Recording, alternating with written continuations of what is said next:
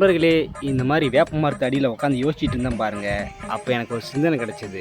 கொஞ்ச நாளைக்கு முன்னால் நம்ம ஃபோனில் டிஸ்பிளே போயிடுச்சு. அந்த டைமில் ஃபோன் இல்லாமல் ஒன்றுமே பண்ண முடியல.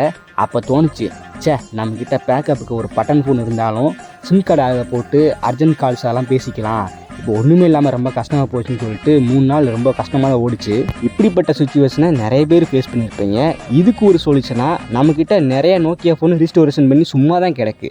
அதெல்லாம் ரெண்ட்டுக்கு விட்டா என்ன அப்படின்னு ஒரு ஐடியா கிடச்சிருக்கு. ஜப்பான்காரன் என்னென்னமோ கண்டுபிடிக்கிறா, நான் எதை கண்டுபிடிச்சிட்டு வந்துருக்குது. உங்கள் மெயின் ஃபோனை சரி பண்ண கொடுத்துருக்கீங்க, அல்லது இப்போதைக்கு ஃபோன் இல்லை, ஏதாச்சும் பட்டன் ஃபோன் கிடச்சா கொஞ்சம் நாளைக்கு ஓட்டிகிட்டு இருப்பேன் அப்படின்னு இருந்துச்சுன்னா நம்மக்கிட்ட ஃபோனை வாங்கிக்கலாம். ஒரு நாளைக்கு வாடகை 30 ரூபா, 50 ரூபா, 70 ரூபா இந்த மாதிரி வச்சுக்கிட்டு ஆரம்பத்தில் ஃபோன் வாங்குறதுக்கு முன்னாடி ஒரு முன்பணம் 500 ரூபா கொடுத்துட்டு நீங்கள் இந்த மாதிரி வாங்கிக்கலாம்.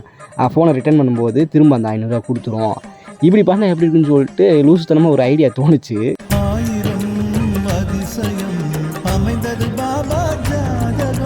இந்த ஐடியாவை இம்ப்ளிமெண்ட் பண்ணால் ஒர்க்காக இருக்குமா இல்லையா, இதை பற்றின ஃபீட்பேக்கை நீங்கள் கமெண்ட்டில் சொல்லுங்கள். ஃபியூச்சரில் பார்க்கலாம்.